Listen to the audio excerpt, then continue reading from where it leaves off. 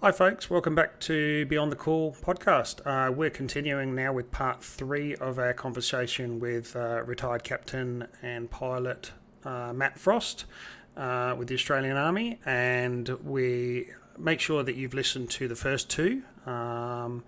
We're breaking this one up because it's a very long conversation, but it's really in detail. I encourage you to go back and listen to parts one and two if you haven't.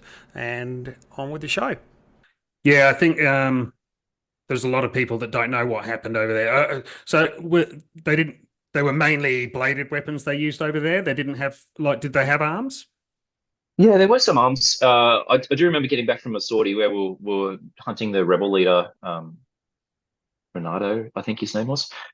He was one of the political rebel leaders. He was labelled that, Yeah. and we did a long range reconnaissance of his hideout. We found where he was living. We used our super long range camera to take photos of it, and then when we developed them, we were able to change the contrast and the tone settings and stuff, and look under carports and verandas and look inside rooms and things, and we could see shotguns and long arm rifles, small arms, pistols, that type of Okay. thing. So and we received reports later that we had been shot at. Okay. There was nothing we didn't know at the time because we had a Yeah. helmet on, we had radios blaring and the helicopter noise.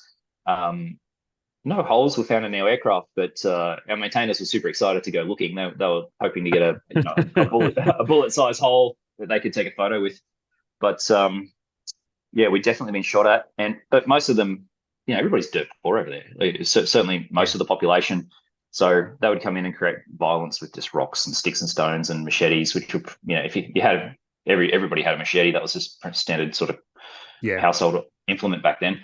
Um, but yeah, the political factions were definitely armed. Certainly, the close protection for the leaders were armed, Yeah. and Renato's party were not afraid to let off a few warning shots in our direction. Yeah.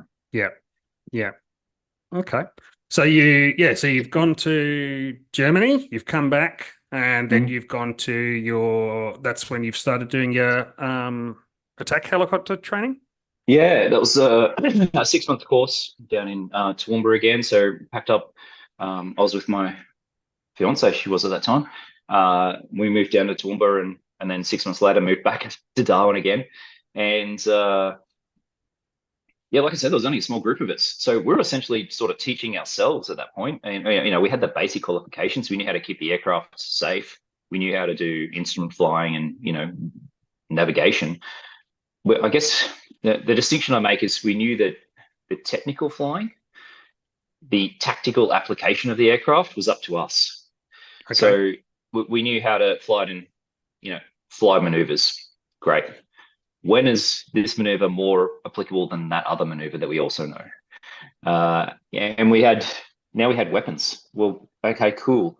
We know how to technically apply these weapons. We know how to hold the crosshair on the target and pull the trigger. But what do the bullets do when they get there? Because we'd only ever shot at plywood targets or use the simulator. Yep. Do we want to aim short?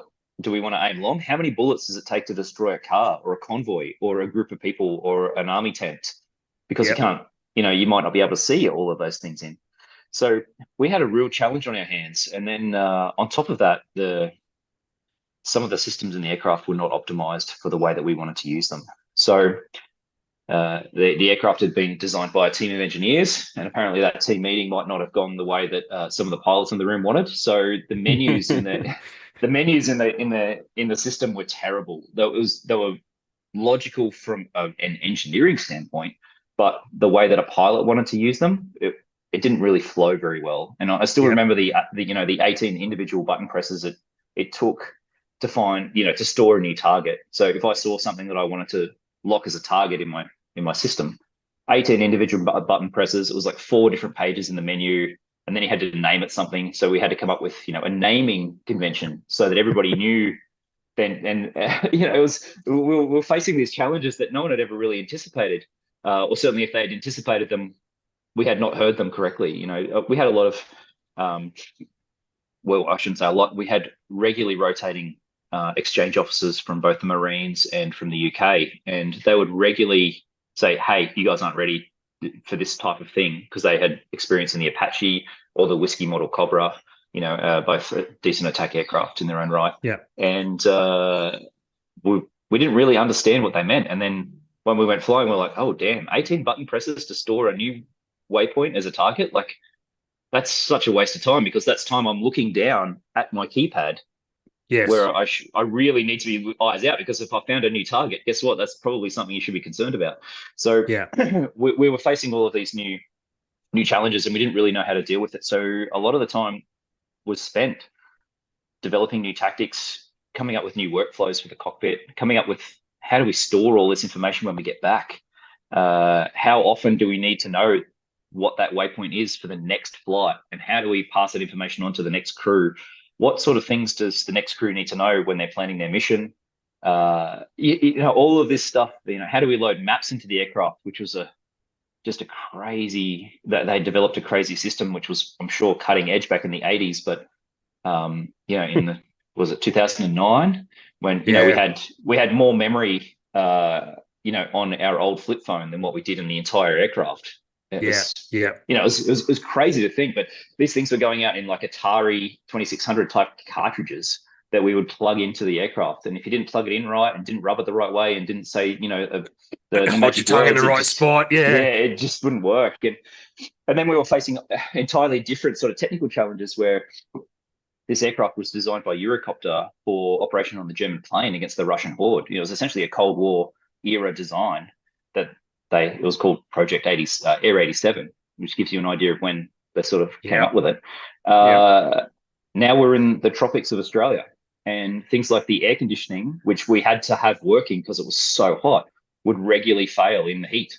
Like the one thing that you wanted to work would break because it was just too hot outside. It Yeah. was just a crazy problem to have. But here we are, like, do we take it flying or not? And then we found that the computers, if they were left in the sun for too long, didn't wake up correctly and would need to be pulled back into the hangar, plugged into the air conditioning so that the system itself could be cooled down in order for it to work properly.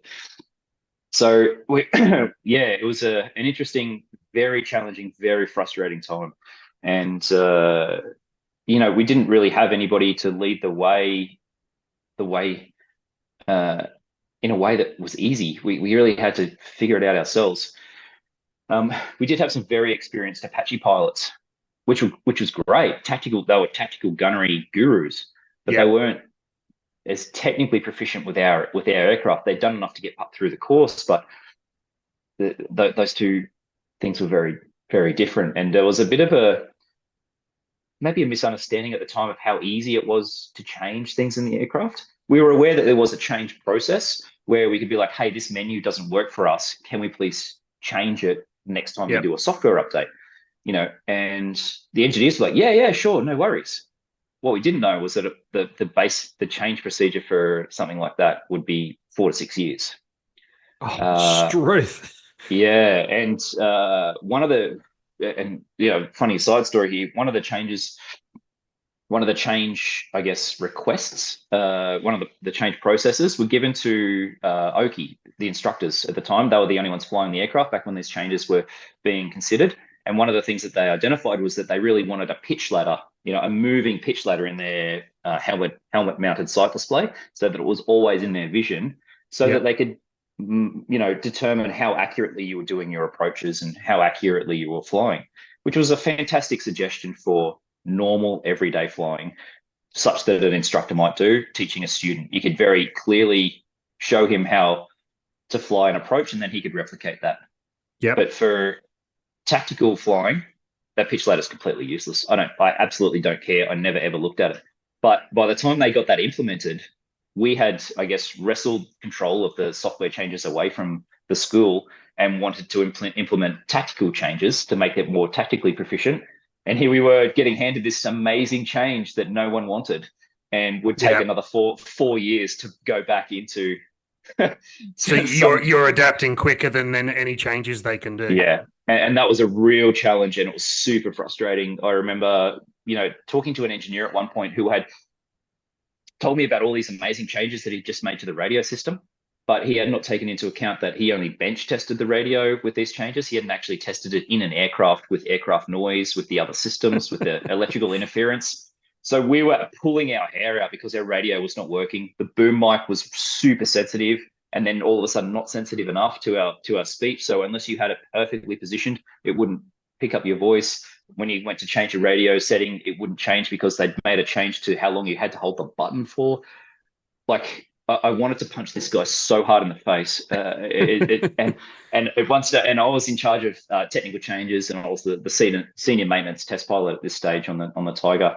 And I wrote a very, very angry email late on a Friday afternoon after being stuck in this aircraft trying to figure out what was going on. I'm like, we're sick of being the operational testing facility. We're a frontline regiment. We should get things that are complete. I went on at length about how useless his changes were. And if he just consulted us, we could tell him that it was a waste of time. Like, you've just spent 3 years writing this code that's completely useless. You could have been spending it on other, I went on at length, and it was a full-on rant email. And then I sent it, and I immediately regretted it. I went to my boss. I'm like, hey, I may have stood on my dick a little bit, and this is what's going to happen. And you wouldn't believe it, but the next week I got a call. Hey, can I come up? I'm like, yeah, sure. And it was the lead engineer of the team. And I put him in the aircraft. I was super nice about it. I'm like, come out, let's do a test run. I was, testing some aircraft system or whatever. And he gets out of the aircraft, takes his helmet off, and he stood there, and like I was a deaf person, just started yelling at me. Hey, is it always so loud in there? I couldn't hear anything. And I'm like, exactly. That's exactly what I've been talking about the entire time. Your changes have made it louder in the cockpit. The noise inside our helmet ear cups was phenomenal. It was sending us all deaf, and it was the changes that he had made and implemented. And for him to experience it firsthand was a complete game changer. We were then in the loop, and any changes were run by us before they were even implemented out of the brainstorming session. So it did work. An angry email every now and then apparently is not a bad thing. But I then became I guess one of the people in the loop of future changes, and was asked at a very early stage, hey, is this change going to work or not? There were still things that were in the pipeline that were just completely useless. Like, I think they wanted to put a moving map display in the aircraft. Just as I was leaving, it was implemented, that was tied in with ground forces. It was essentially their moving map display. And they were like, hey, if we put it in the aircraft, whenever the aircraft flies over a ground unit, they can exchange information. How great. Well, the way that they mounted it was, I was just like, oh, that's not going to work. That's going to vibrate.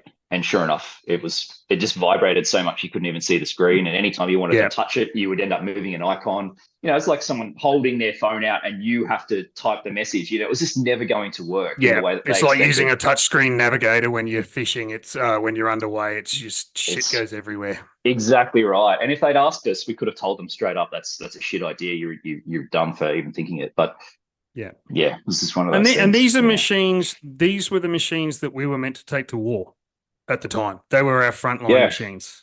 Yeah, it blows your mind, doesn't it? One of the analogies that we used to throw around was that, as far as defense forces go, we're not huge. We're niche. We should be excelling at niche things. We're never going to defend all of Australia with the defence force we have. As much as we'd like to think we could, it's never really going to happen. No. We're part of a coalition, and we definitely require our coalition partners to come to our aid.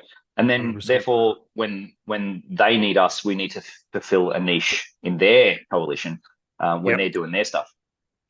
So, why did we buy this awesome, fantastic, amazing aircraft that was not really that great at shooting stuff? This is, the airframe itself was absolutely fantastic. Eurocopter products fly straight, they fly smooth, absolutely beautiful. When you've got the autopilot on, mate, it is the smoothest flying thing in the world. The thing would take, you want to go for a nice romantic flight, it's perfect. Fantastic. The system was straight out of a passenger Eurocopter that flies CEOs around Europe. Fantastic. Yep. You put a gun on that thing, it's completely useless, because when you when you're flying with a gun, you want to be able to twist and turn. You want to be able to shoot off axis. You want to be able to be super unpredictable to the ground forces, so that he's not able to get a bead on you to lead your Yeah. aircraft with a cannon, with his small arm, whatever he's firing back at you. You want to be so Yeah. unpredictable that he misses every single time.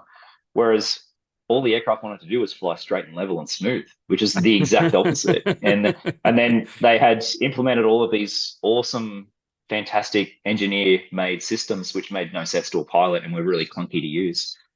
And on top of that, the change process cost a fortune and took forever. So things that, but now, like if you've got a Tesla or whatever, they roll out an update every month, make it faster, Yep. more efficient, whatever. Fantastic. You don't Yep. even have to call about it, and they just give you the It's just update. uploaded. Yeah, it's just Yeah, but uploaded. Yeah. but back then the change process was so clunky that it was almost beyond use. So what Yep. we should have done, we're basically a farmer who wanted a new ute, or could have gotten by with a Commodore, but what we did was went and bought a Ferrari. And the service intervals are too close together, and the service center is too far away, and the tires cost too much, and it's brutally expensive to run. We could have just got a Commodore, and it would have done all the things we ever wanted. It was super easy. Could have handled all the rugged roads that we were on. And Yep. this analogy can go on and on and on. I'm sure you get the Yeah. idea, but yeah, we bought this fantastic thing that was just kind of not really what we should have got. Yeah. Um, All and the bells and whistles, but nothing practical. Yeah, exactly. And I loved flying it and I loved shooting it. It was great, but the amount of time that went into the management and the learning of those things, oh my gosh, could have been way better spent. Yeah, Yeah. Yeah. yeah. Did you ever shoot in anger? No, which was a constant source of disappointment. So we were doing all of the training with a view to go into Afghanistan. This is during peak Afghanistan time, so 2009. Uh, One of the challenges that we faced alongside of all the technical challenges, which I've already described, was the development of enough manpower. So you remember me saying that, in Timor, they sent a rotation over, 9 pilots and a bunch of aircraft. And then basically we went over and just flew those same aircraft. And the pilots came back for rest and, recharge and careers and all of that kind of stuff. Yeah. But to develop enough pilots to make it worthwhile, we needed to send 4, 5 aircraft and 8, 9, 10 pilots who were who knew all of this stuff, who knew the 18 button presses to store a Yeah. new target, but also enough co-pilots that could fly with each of the aircraft captains who knew Yes. day and by night, and who knew how to accurately shoot all of the weapons by day and by night, and also adequately manage the fleet. So by this time, what we found was that the fleet was a lot more fragile than what we expected, and there's multiple reasons. One was that the worldwide fleet was a lot smaller than they were expecting. So the niche, dedicated components which were unique to the Tiger were just not getting made in the volumes that they thought was initially going to be expected. So instead of there being 300 or 400 units, for the world, there was like 30. We had Yeah. 22 aircraft in Australia. There was a few that Spain ordered and then cancelled. There was a few that Germany had but then cancelled, and then it had a much smaller fleet. So if one of the sights or one of the lasers broke, we weren't getting replacements at nearly the rate that we were expecting. So Yeah. that aircraft would just not have that component serviceable for, God knows, months, sometimes longer than that. Yeah. So if a laser is broken, for instance, the laser was a rangefinder and a designator. So if you didn't have a laser, you couldn't designate your own targets for Hellfire. You couldn't range find for accurate gunfire or rocket engagements, which meant you had to manually range. So you had to guess if you're shooting rockets. What could go wrong? This is it. Yeah, the system would automatically go, oh, okay, it's about there based on the angle that you're pointing the sighting system. So it would have a fairly good idea, but the laser was always more accurate Yeah. for first round engagements anyway. So, but to have enough people in the crews who could manage that sort of unserviceability, and then also within, because you'd always fly as a pair, so you'd have to have two pilots flying the first aircraft, 2 pilots flying the second aircraft, and have enough corporate knowledge in those 4 people to manage those 2 aircraft if something went wrong. Yep. That took such a long time to develop. incredibly long, because you'd have to go out with an unserviceable aircraft, or two unserviceable aircraft, or two aircraft that had broken during their flight, and then still complete your training flight, in a safe manner, which is so hard to manage and so hard to train for. So Yep. it just took way longer than we were expecting. And Yep. to develop that level of adaptability and around uncertain things. If the air conditioning breaks, it's going to get hot. Cool. Okay, I can put up with a high temperature. For how long? How long does it take me to get dehydrated in a cockpit that's 60 degrees and I'm surrounded by super hot computers? Which is the Yeah. first Yeah. which is the You first don't you computer don't to have a fail? water cooler next to you to rehydrate every 10 seconds. Right. Yeah, exactly. And when you're flying around talking on four different radios to a bunch of different ground stations and coordinating an attack and talking to a JTAC or a fast air, a jet or whatever, man, I haven't. You come back and you're dehydrated. You've got a full water bottle because you've just totally forgotten to drink and eat. Like you Yeah. just, Yeah. yeah. So yeah, the challenge that we faced became more and more complex. Anyway, it got to the point in 2011 we were on essentially a readiness exercise for Afghanistan. This was going to be our tick in the box, and some smart person had worked out, the steps for Afghanistan basically, and they were like, you need to be able to fly by day and by night in all weather with all weapons in short notice tasking, deliberate missions in a hostile environment. Okay, cool. So that was the road, and it took us many years of practice to get there. And we were on a training exercise down in Koltana. We were flying out of Woomera every day into the simulated, hostile environment in Koltana, supporting ground forces just like we would on a normal mission in Afghanistan. And we had continual emergencies. And these emergencies had been happening for a few years by that stage. I remember I had the first one. I had a fumes exposure in the cockpit. It led to both myself and my co-pilot becoming incapacitated to the point of feeling drunk and nauseous. Yep. We were lightheaded. We had heavy breathing. It was essentially hypoxia, Yep. histotoxic hypoxia, if you want to get super super critical about it. We had been Did you exposed know to it was something. happening at the time? We had no idea, and I remember that first flight. This was in 2010. I was aircraft captain. I was in the back seat. I was in charge of weapons, and a relatively experienced guy was in the front. We were just doing a regular sort of training sortie. And I remember taking off, and I was just like, "Hey, man, do you smell something?" And you always tried to lead a question like that without giving too much away, because if you were wrong, you didn't want them to, I guess by confirmation bias, confirm that they smelt something. Yeah. So you'd ask an open question, and he took a deep breath, expecting to smell fuel or oil or any sort of burning smells or whatever. So he took this big sniff and immediately felt lightheaded, and I felt the aircraft starting to list. So I took over.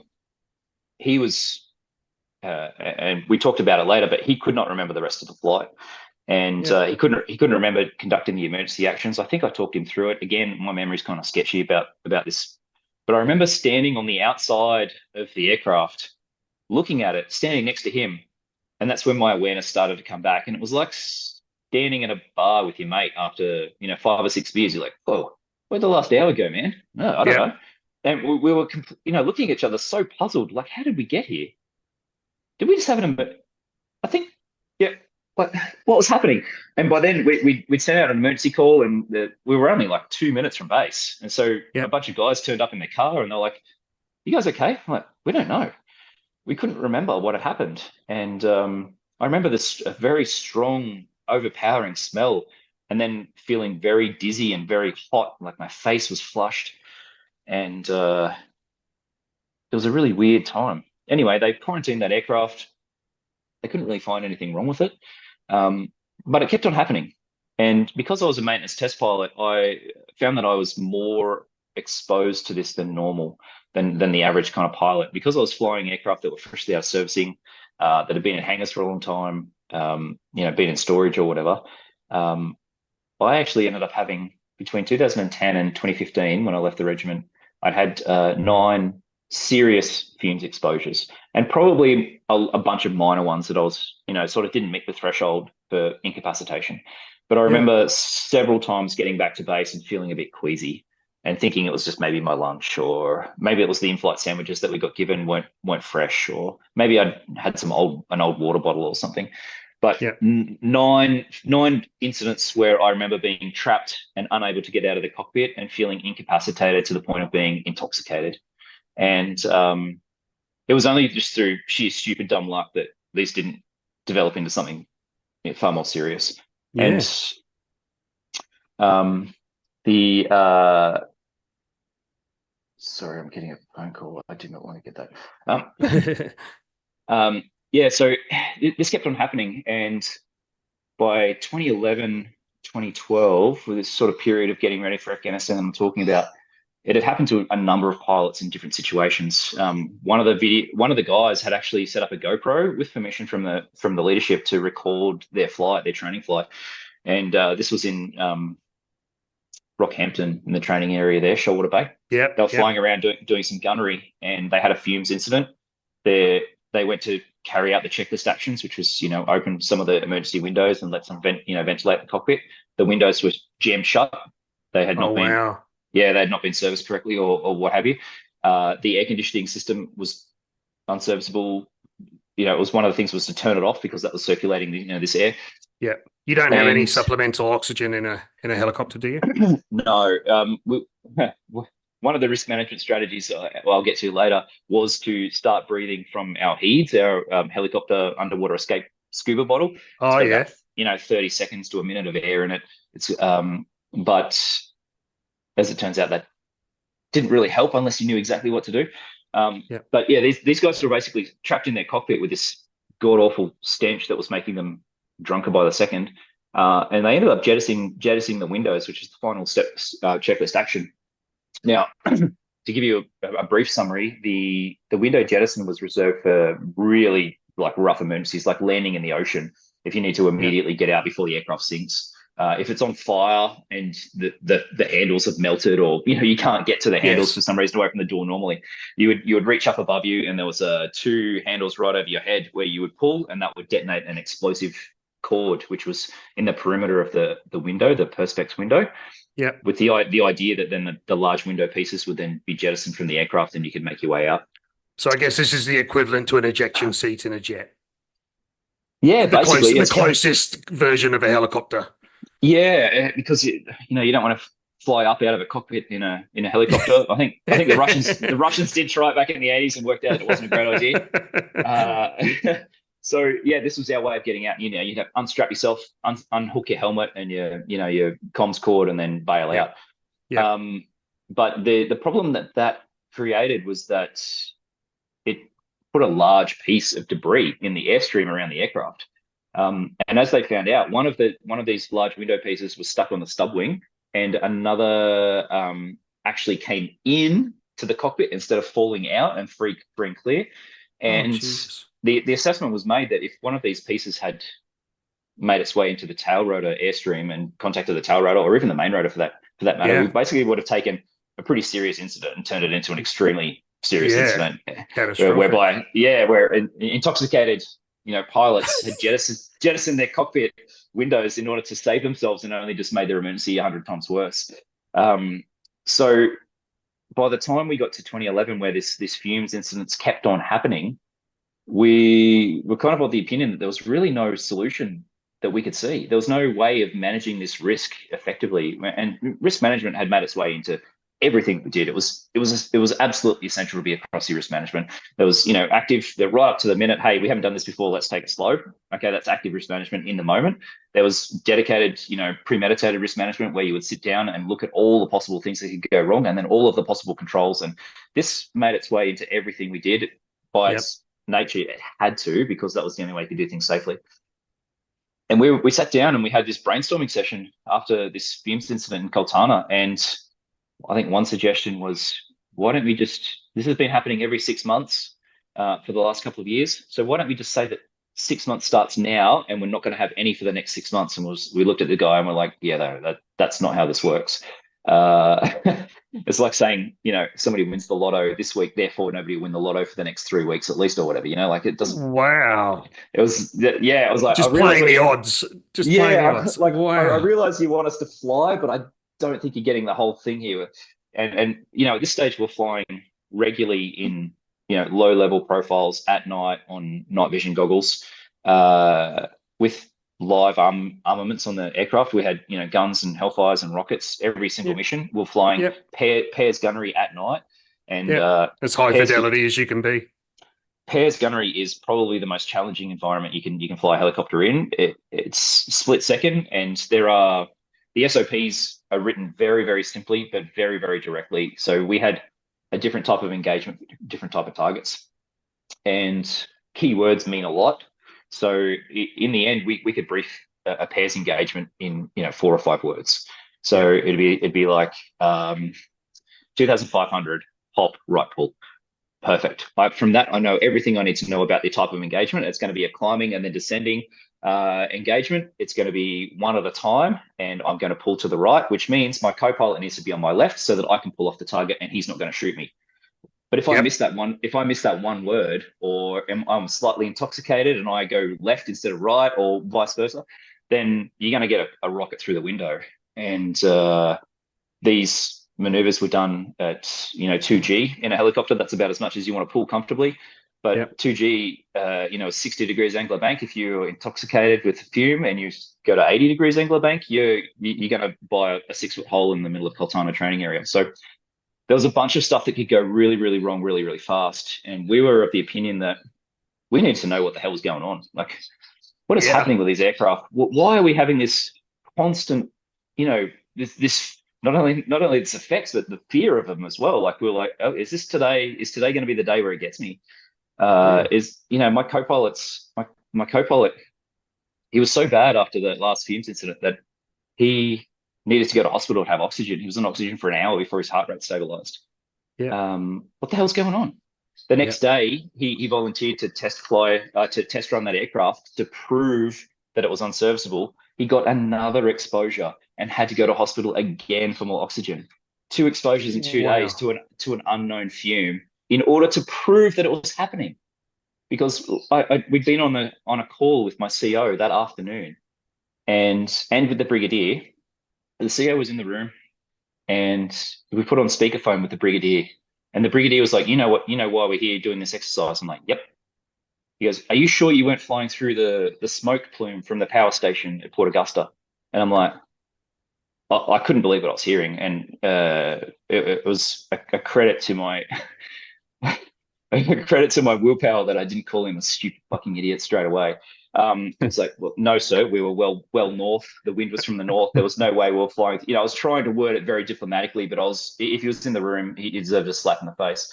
Yep. And my CO, against all regulation, had pulled the cockpit voice recorder and illegally played it to hear what had happened in the cockpit. He's like, you don't sound like you have an emergency. I'm like I was absolutely steaming by this point. I was like, how dare you?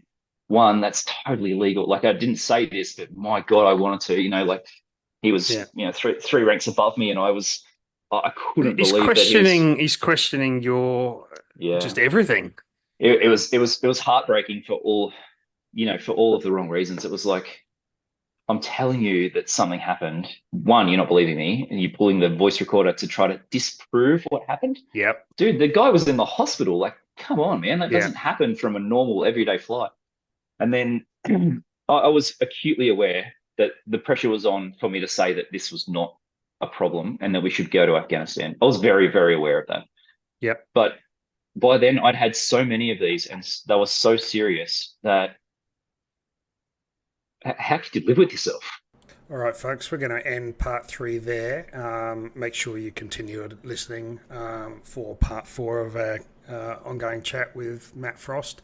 Yeah, it gets really intriguing. Thanks, guys.